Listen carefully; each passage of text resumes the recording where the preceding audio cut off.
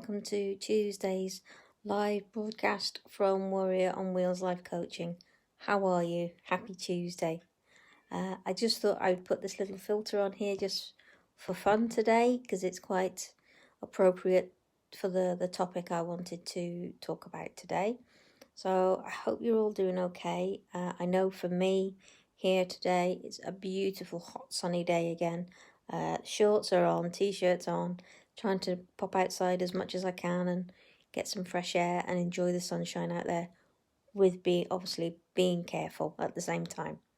But it's a beautiful day and I hope that you're all able to enjoy elements of the weather out there today. I know it's difficult with lockdown, but like I said in yesterday's post, it is possible. So I'm hoping that you're able to get some sun on you. I wanted to come on today because I wanted to share an insight into my coaching, and if you may be thinking about going into coaching yourself, sort of things that practices that I use as a coach. But if you're also you've not been in touch with me directly, but you're following me, and you're maybe thinking a little bit down the line that you may actually want to get in touch and actually do some coaching with me, what to expect. A lot of people say, so what is it you actually do? How do you coach people? What do you say to them? What's your approach? So I thought I would do a video on that today. So hello, Janet's watching. Hi Janet, hope you're well down in sunny Brighton. Hope things are good for you. So yes, the biggest thing that I would say you need to really start with, whether you're the person that's coaching or whether you're the person that's being coached, is to really improve on your listening skills. Listening to what the other person's saying, listening to what you're saying yourself about yourself if you're the person that's being coached. But as a coach, your listening skills are the most important thing, I believe, from my perspective. What are your clients saying to you about themselves? If, for example, they're coming to you with low self-esteem about themselves, what are the key things that they're saying about themselves consistently? Because the thing with self-esteem is that we develop low self-esteem if we hold on to the negative messages and thoughts and feelings that we built up about ourselves over a long period of time. And this is why self-esteem can really chip away at our confidence and affect our daily life. So I would say to really listen to what that person is saying, reflect back to that person what you've heard them say and ask if that's correct. Looking at it from this perspective of how I would then coach a person to unravel all of that and to understand that and improve and change those negative self-beliefs about themselves, is I would, for example, this is one top tip.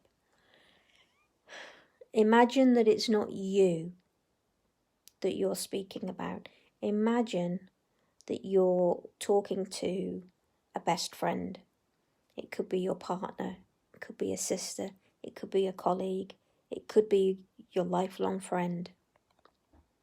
And think about the things that you tell yourself about yourself, which is negative, which drags you down. Imagine saying those things to that person that you really, really care about, and how that would make them feel, and how you feel about saying all of those negative things to a person that you love very dearly.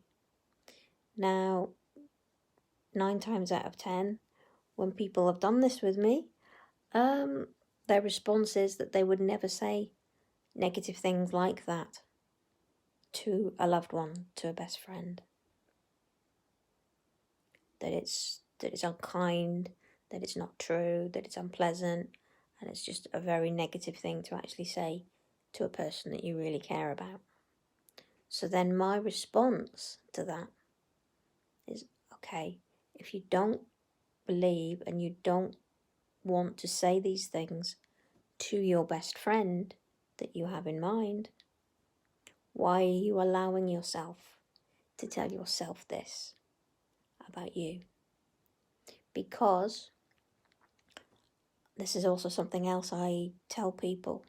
Ultimately, you have to be your own best friend, your own cheerleader, your own support, because the only person that's with you 24/7, 365 days of the year, 24 hours a day, is you. You are the sole person, really, regardless of all the other people out there in the world that are with you, that are part of your life, that's supporting you, making you feel good.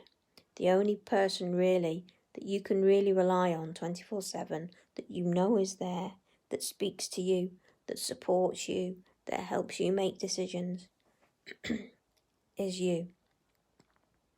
So why put yourself down if you wouldn't dream about doing that to somebody else that you loved? Because ultimately you have to love yourself. You have to give yourself some respect and some decency, and see or love those good things in you.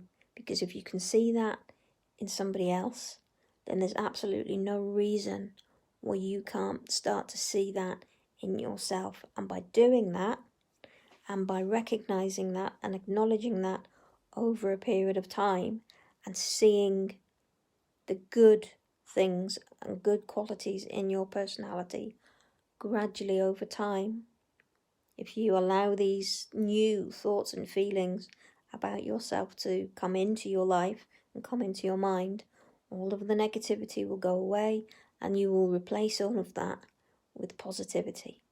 So, ultimately, my message, be your own best friend.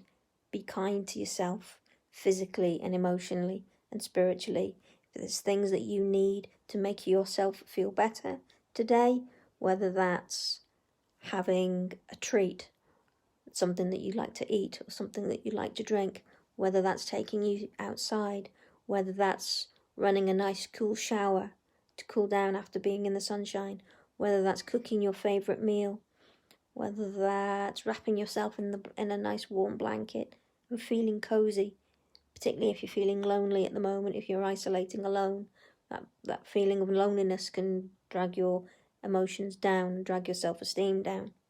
Do things that's going to make you feel good and safe and secure and feel happier about who you are and what you're doing and feeling today. That is being your own best friend, and that ultimately will really enhance your self-esteem.